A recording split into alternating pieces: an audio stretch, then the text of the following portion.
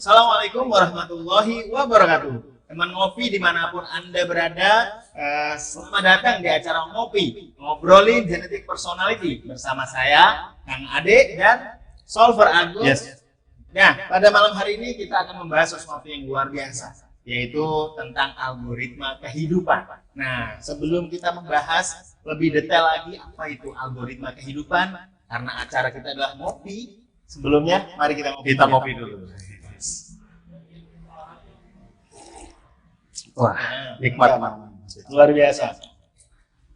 Algoritma kehidupan, kita akan berbicara mengupas tentang algoritma kehidupan bersama ahlinya langsung, yaitu seorang genetikolog, yaitu Solver Agung.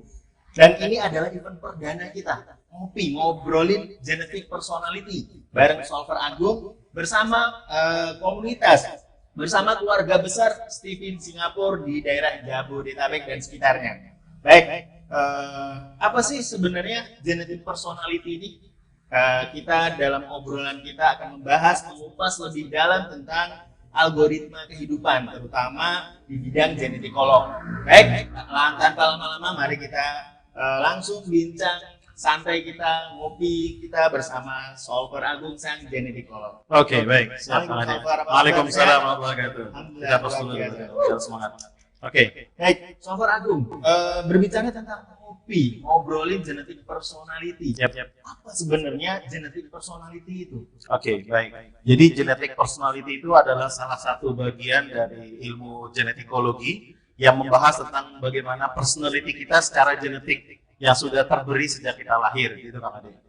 Nah, jadi genetic personality itu adalah sebuah istilah yang biasa kami gunakan di kalangan komunitas Stephen untuk melihat kepada apa sih yang menjadi sebuah karakter, dan karakter itu memang betul-betul terberi sejak kita lahir.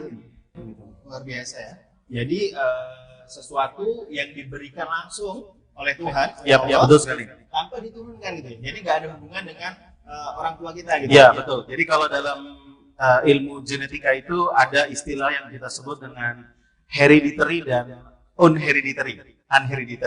Jadi kalau hereditary itu adalah faktor yang memang diturunkan dari kedua orang tua, ya, terberi dari kedua orang tua.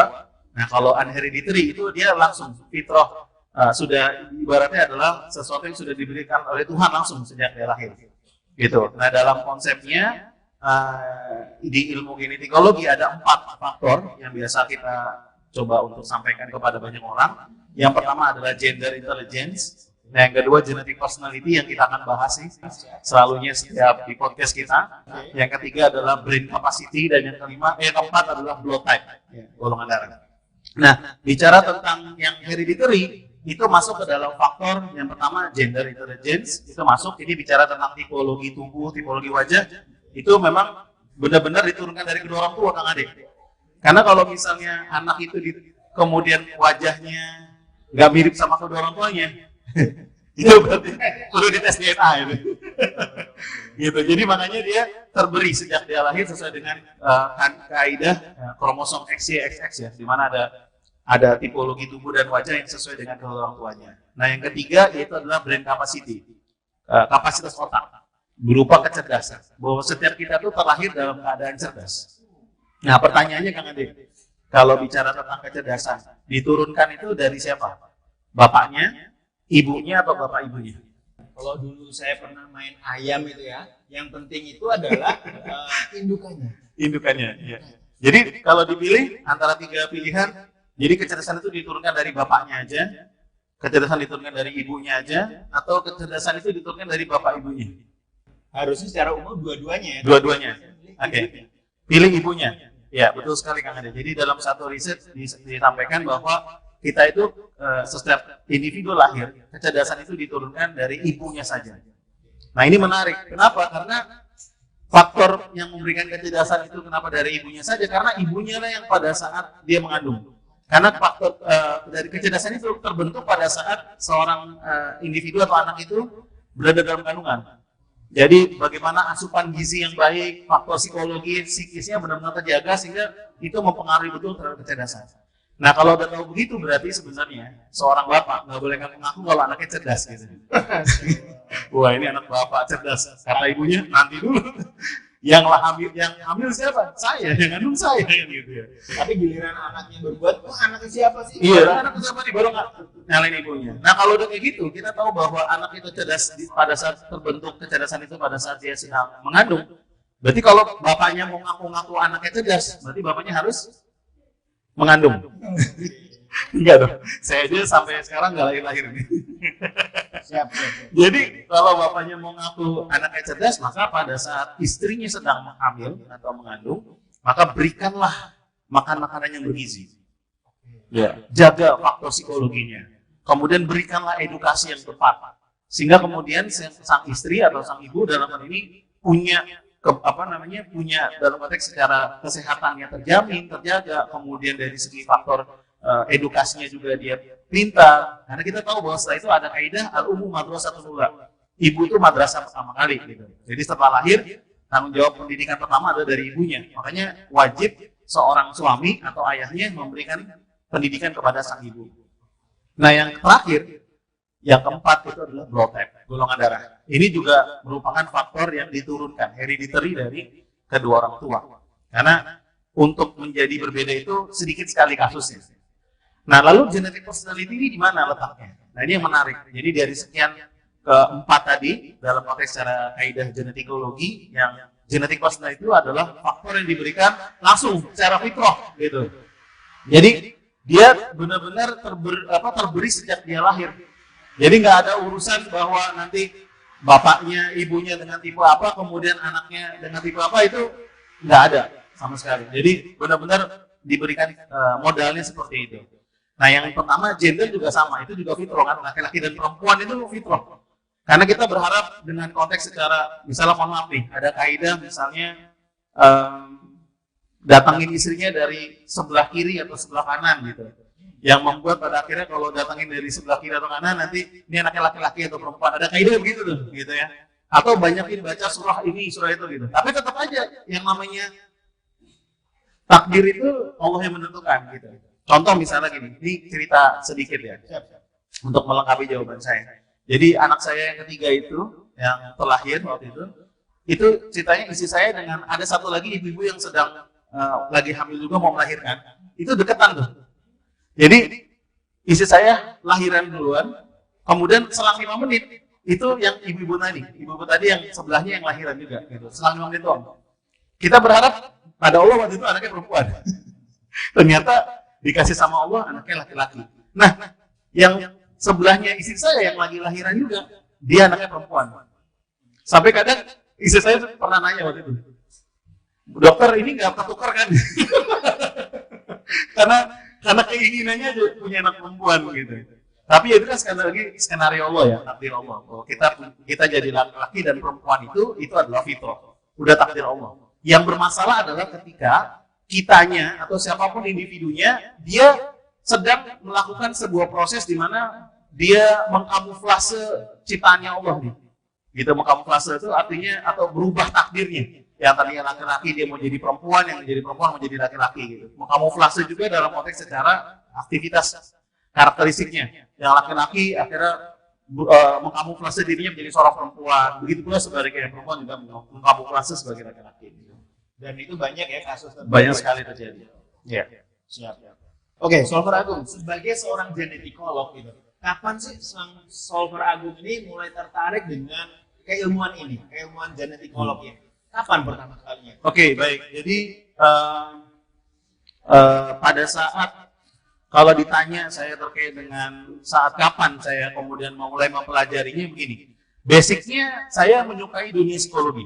Dari awal ya, dunia psikologi saya suka sekali, bahkan sejak SMA itu saya banyak sekali mengambil clipping-clipping terkait dengan psikologi dan kedokteran. Jadi dua bidang itu yang saya sukai gitu. Lalu di tahun 2010 sampai 2012 itu adalah saat-saat di mana saya menjadi seorang dosen. Saya dosen di Fakultas Bimbingan dan Konseling. Nah, ada tiga mata kuliah yang saya ampu, dan diantaranya satu mata kuliah itu judulnya adalah pemahaman individu satu. Nah, di situ di pemahaman individu satu itu saya kemudian bersinggungan atau kemudian menemukan sebuah proses di mana saya harus mengajarkan kepada mahasiswa saya itu terkait dengan bagaimana pendekatan mengenali manusia. mengenali diri gitu. Jadi dari semua tes-tes ataupun asesmen-asesmen yang mungkin ada saat ini di Indonesia atau di dunia itu saya pelajari.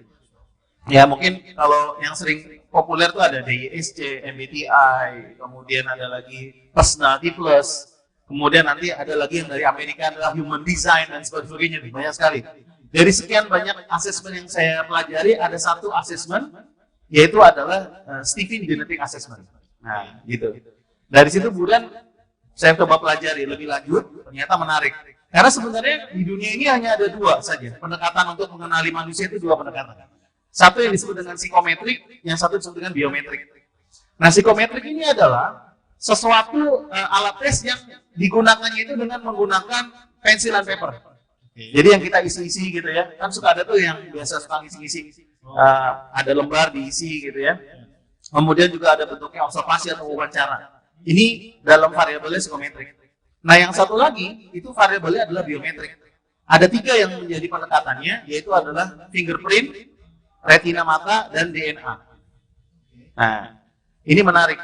Ternyata kalau kita mau ambil dari segi keilmuannya, ada satu kaidah ilmu namanya biopsikologi. Biopsikologi kita sebutnya. Yaitu adalah orang-orang yang dulu di bidang kedokteran dan sains, ya, scientist, itu pengen mempelajari tentang bagaimana karakter manusia, tapi dari sudut saintisnya, tidak dalam ranah psikologinya. Nah, akhirnya kemudian muncullah banyak sekali pendekatan-pendekatan, ya, tipologi, kemudian juga bicara tentang ada nanti kaitannya lebih kepada neuroscientist, ya. Itu yang pada akhirnya kemudian digunakan. Nah, dari situlah kemudian saya mulai mendalami ini, dan ada satu keilmuan dulu namanya kita sebut dengan strata genetik, lalu saya coba kemudian simplify menjadi genetikologi. Luar biasa. Seru. Yes. Silahkan ngopi lagi. Oke, baik. Ini teman-teman ngopi dimanapun, kita ngopi ya. Teman ngopi dimanapun Anda berada, jangan lupa ngopi. Oke. Ngobrolin genetik personal ini. Baik, Solver.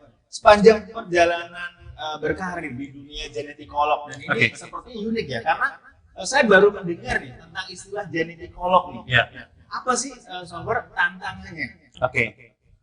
Tantangan yang paling utama adalah dalam mempelajari setiap ilmu ya. Belum kepada ranah genetikolog nih. Setiap ilmu adalah tantangannya adalah diaplikasikan atau diimplementasikan dalam hidup. Karena bagaimanapun pertanyaan terbesar pada saat kita sudah mendapatkan ilmu adalah dipakai nggak ilmunya? Gitu. Nah, begitu pula pada akhirnya saya sebagai seorang genetikolog yang ilmunya tentang genetikologi, maka ini adalah sebuah ilmu yang juga harus saya terapkan, harus saya implementasikan dalam hidup saya. Tidak hanya untuk diri saya, tapi juga buat keluarga saya, pada pasangan, pada anak-anak, kepada keluarga besar. Jadi ketika saya waktu mendalami ini di awal-awal, itu semua keluarga besar saya tes. Saya lakukan tes. Ya, mertua, orang tua, saya tes semua. Guru-guru saya, ya kan, yang saya kenal, para coach, para konsultan yang saya kenal, saya tes. Termasuk juga waktu itu adalah klien-klien bisnis saya, dan juga tim dalam bisnis saya juga saya tes semua. Kenapa? Karena memang kita pengen ada satu istilah yang sering banget kita pakai, yaitu adalah memanusiakan manusia. Nah, pertanyaannya kan, gimana caranya memanusiakan manusia? Gitu. Nah, pada saat kita memahami tentang ilmu genetikologi ini, ilmu tentang bagaimana memahami pribadi manusia itu sendiri melalui pendekatan genetik, itu akhirnya jadi lebih mudah gitu. Kita jadi bisa mengenali orang itu dengan mudah sesuai dengan genetikanya, gitu. Dan pada akhirnya mereka nyaman. Kenapa? Karena interaksi kita, komunikasi kita, bagaimana kita mengembangkan mereka itu udah sesuai dengan genetik aja, gitu.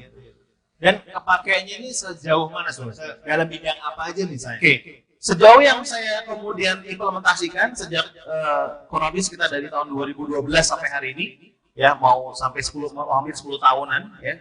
Maka ini sudah saya terapkan di berbagai bidang. Mau di bidang parenting bisa, di bidang pendidikan bisa, di bidang pengajaran, pembelajaran, bahkan di bidang politik sekalipun bisa. Bidang marketing bisa. Bahkan yang lebih menarik itu adalah tema tentang bicara tentang couple. Bicara tentang pasangan. Gitu. Sampai urusan komunikasi pasangan nih berdua, ya kan?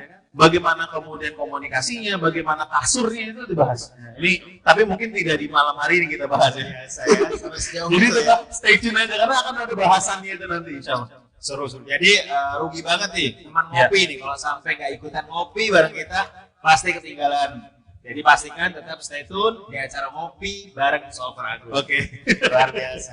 Baik. Jadi memang permasalahan itu dimulai dari komunikasinya. Ya. Ketika kita nggak tahu siapa kita, Ya. dengan siapa kita berkomunikasi, Betul sekali. dengan cara apa, itu akan terjadi masalah ya. Yes, betul.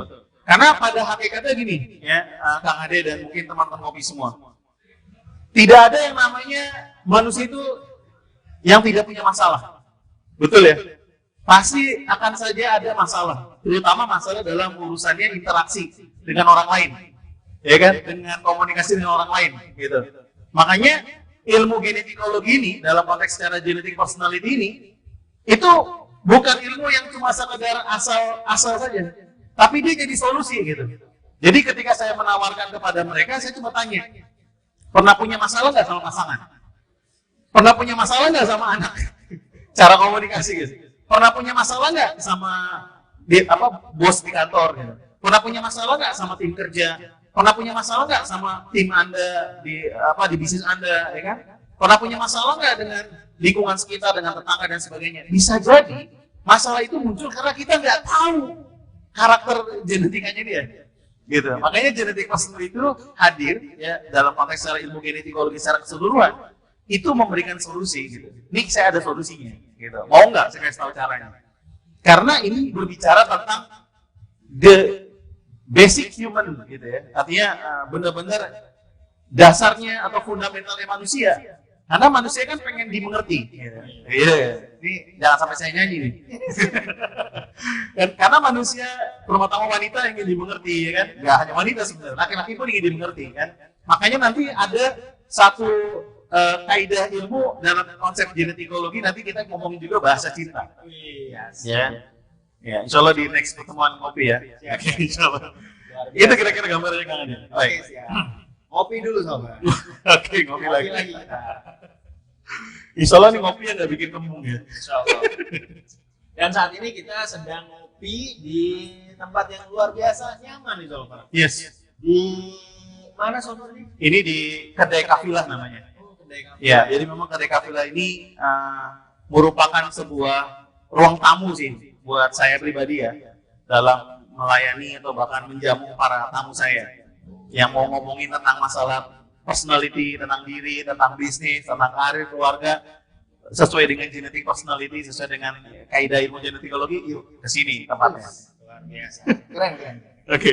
Baik, kita lanjut ke pertanyaan selanjutnya, yaitu adalah siapa Solver Agung? Orang-orang yang menginspirasi sehingga Solver Agung mau menekuni di bidang genetikolog ini. Oke. Jadi kalau bicara tentang tokoh-tokoh inspirator ya buat dalam pribadi saya sebenarnya banyak sekali. Tapi ada beberapa yang memang kalau boleh saya sebut satu persatu itu ada beberapa yang memang itu menjadi inspirasi buat saya. Yang pertama itu ada salah seorang guru saya di Malaysia namanya Pak Utih, dikenalnya. Ya. Nama aslinya itu Ahmad Syafi'i Uda Ja'far, tapi dipanggilnya Pak Utih. Dari dia saya belajar pertama kali tentang gender intelligence, tentang ilmu mengenali beda laki-laki dan perempuan. Gitu. Karena kita juga harus sepakat ya bahwa laki-laki dan perempuan ini berbeda. Ya, begitu Kang Ade dan teman-teman kopi. Jadi kalau ada teman-teman kopi yang bilang bahwa laki-laki dan perempuan ini sama, berarti saya salah komunitas. Karena laki-laki dan perempuan itu memang diciptakan sama Allah oleh Tuhan itu berbeda. Gitu. Bahkan banyak kaidah-kaidah baik secara konteks secara Islamnya ataupun bahkan kaidah-kaidah secara psikologinya yang menunjukkan tentang perbedaan ini.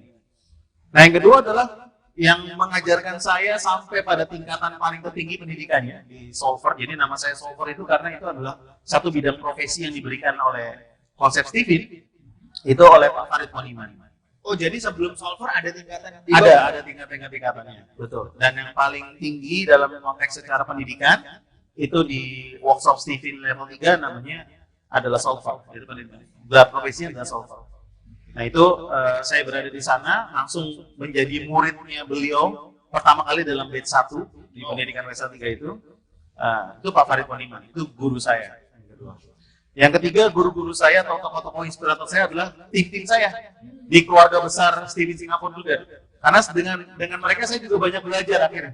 Ada temuan-temuan case-case baru gitu, teman-teman baru, case-case baru yang itu luar biasa sekali, bisa kita explore gitu ya, ilmunya bisa jadi inspirasi juga buat saya untuk mempelajari ilmunya lebih lanjut.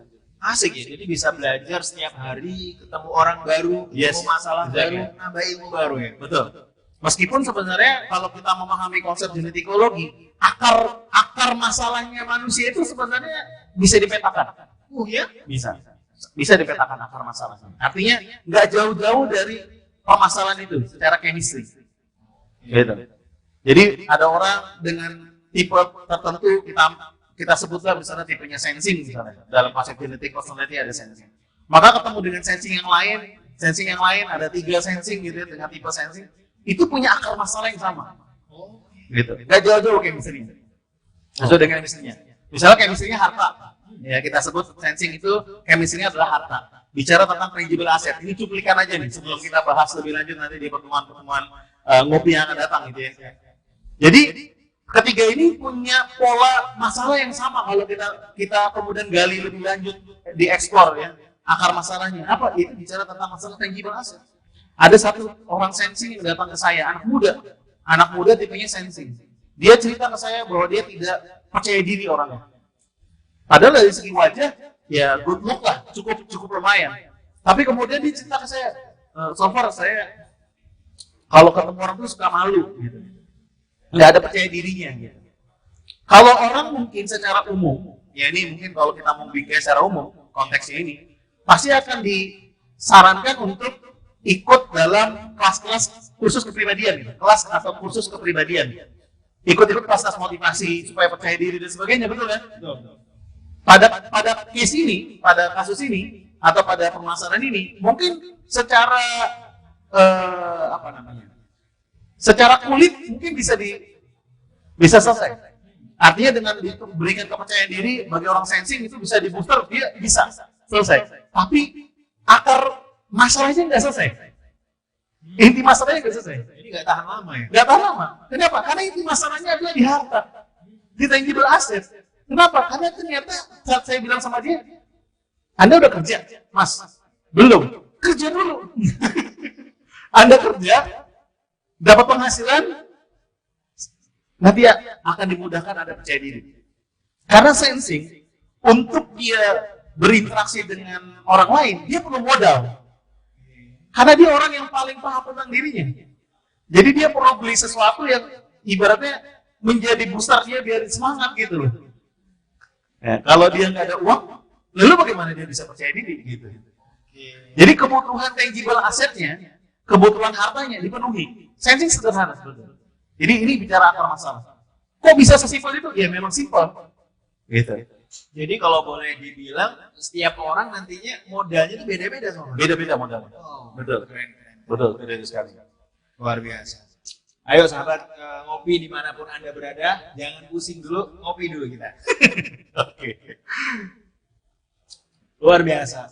Bahasan yang menarik nih Solver. Oke. Karena ketika kita ngulik tentang manusia ini nggak ada selesainya kan. Betul sekali. Kan? Betul. Setiap manusia ini selalu punya permasalahannya. Ya. Dan ketika kita bisa memberikan solusi, luar biasa banget. Ya. Kita bisa menjadi manusia yang sangat bermanfaat. Yes, betul sekali.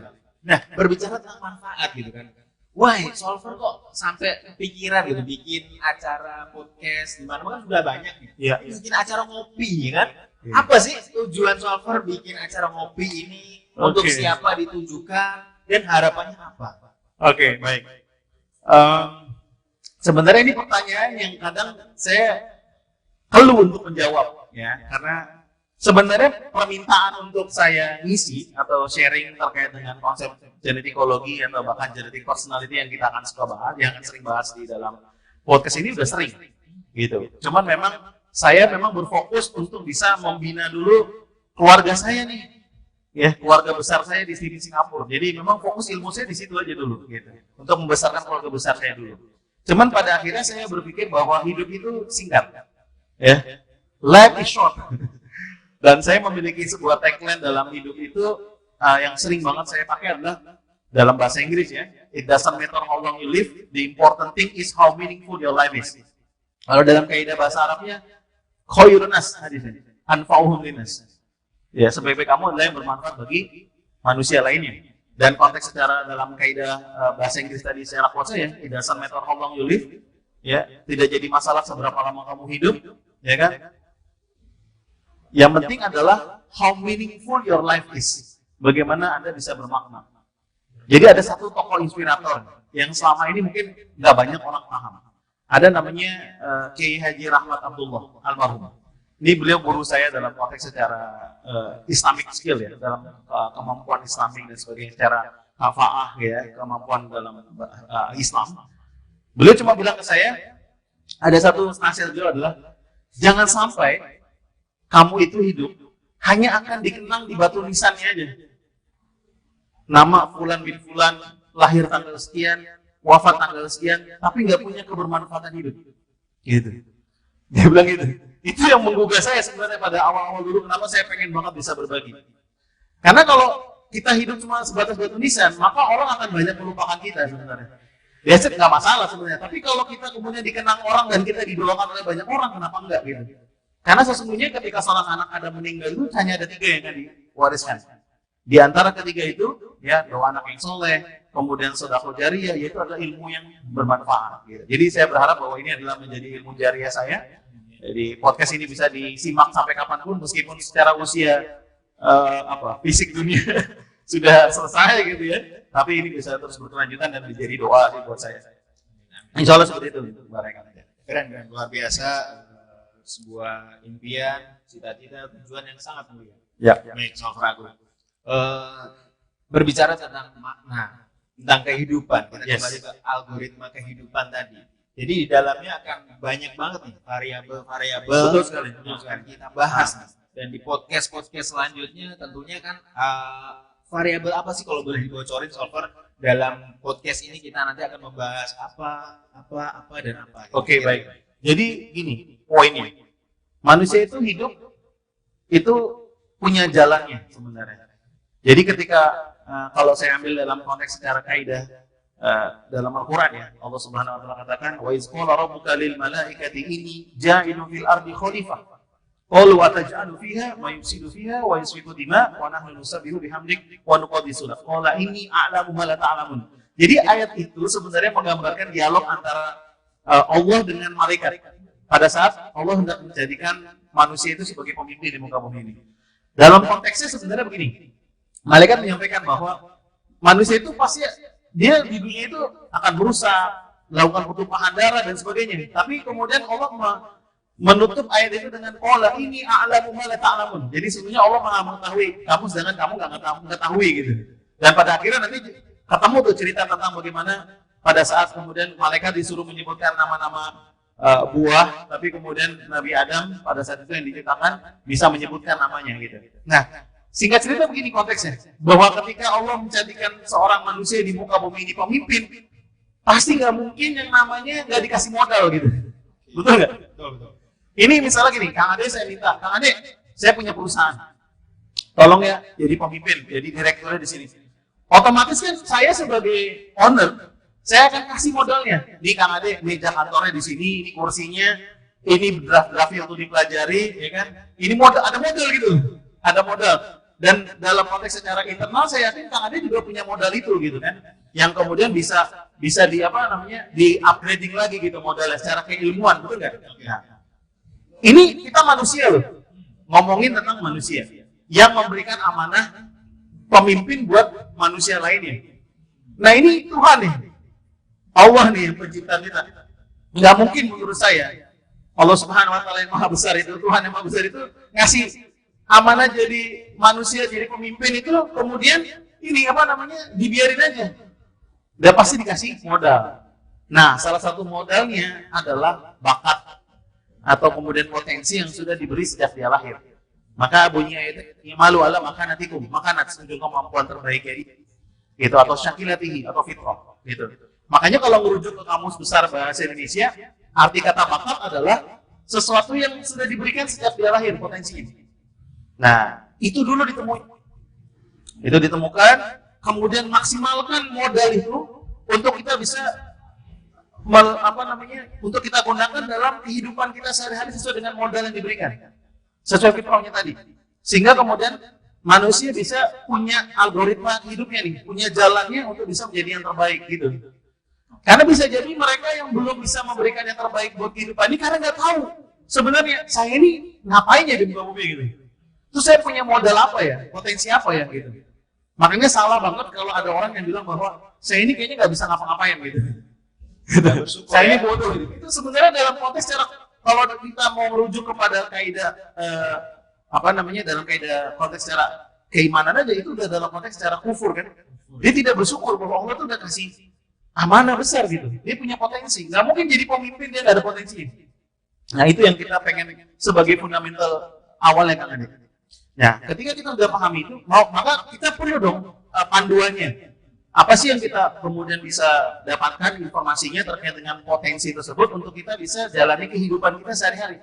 Entah nanti dalam bisnis, dalam urusan keuangan, dalam urusan marketing, dalam urusan sales, dalam urusan politik, dalam urusan rumah tangga, apapun bisa kita bedah.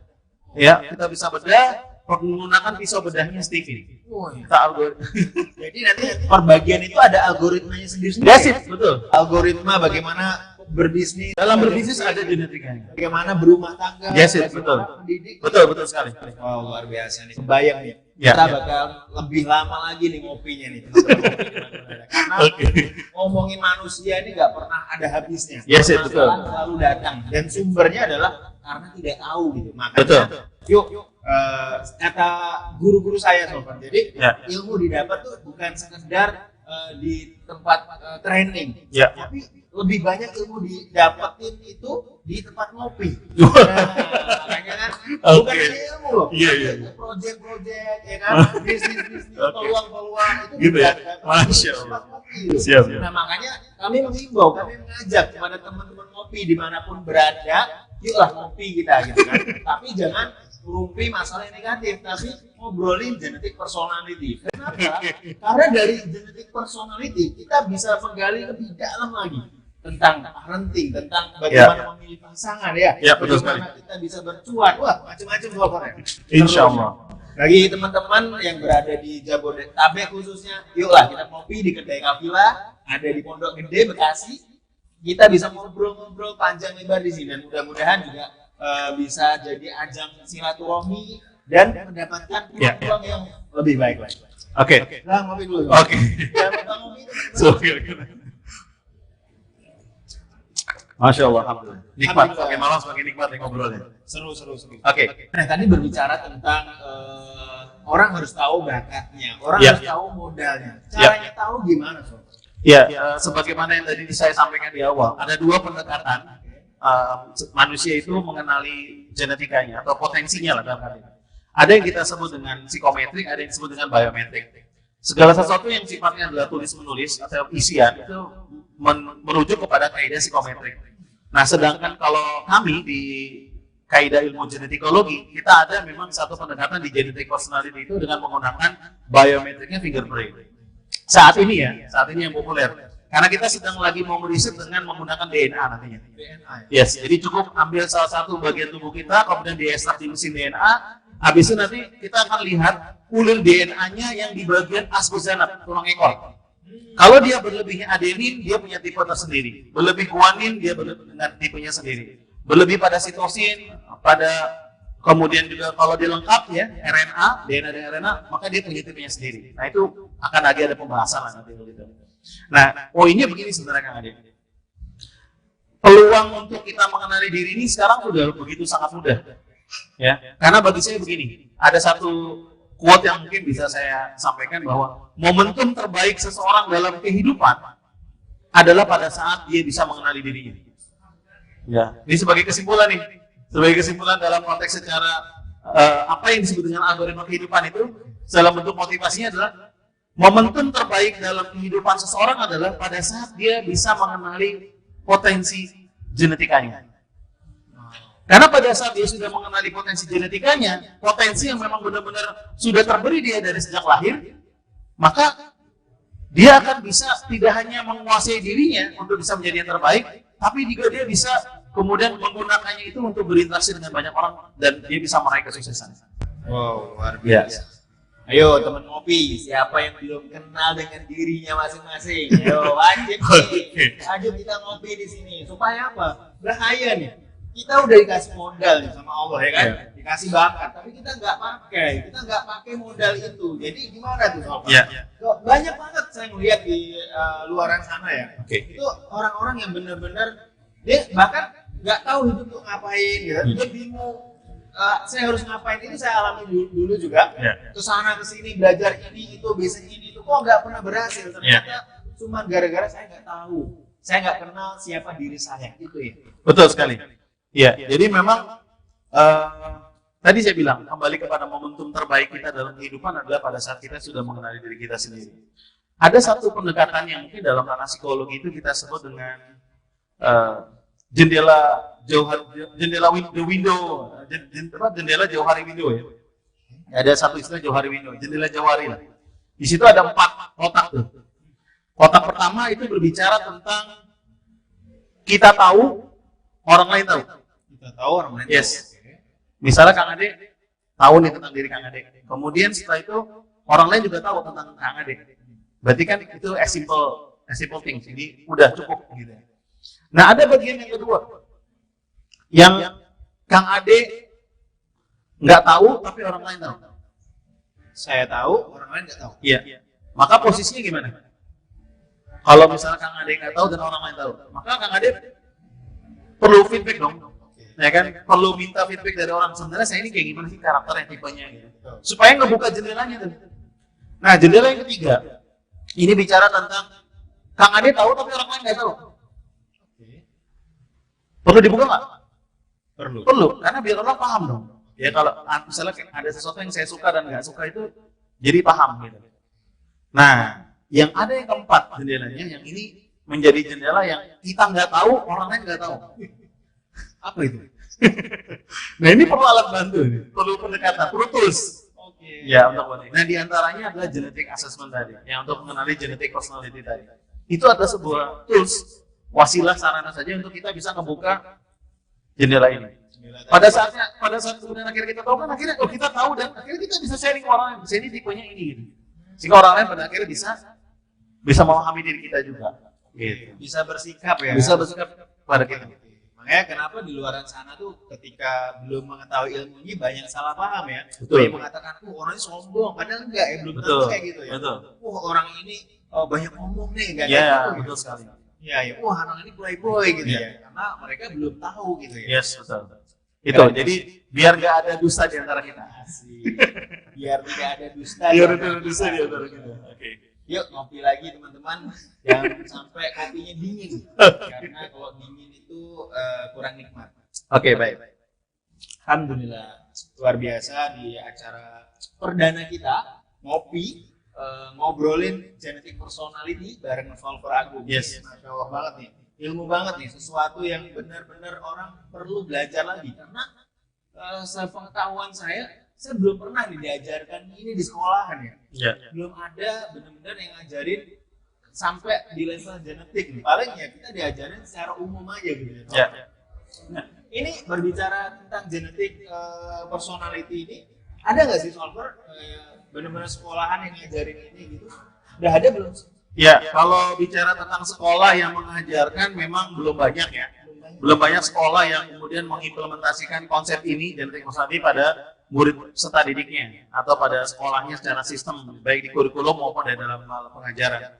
Tapi insya Allah mungkin era tahun ini sampai ke depan akan bisa jadi lebih banyak lagi insya Allah. Ya diantaranya melalui podcast ini juga menjadi sebuah inspirasi buat teman-teman para pendidik, pemilik sekolah yang mungkin akan mau menerapkan, implementasikan konsep genetic personality ini untuk kemudian di sekolahnya.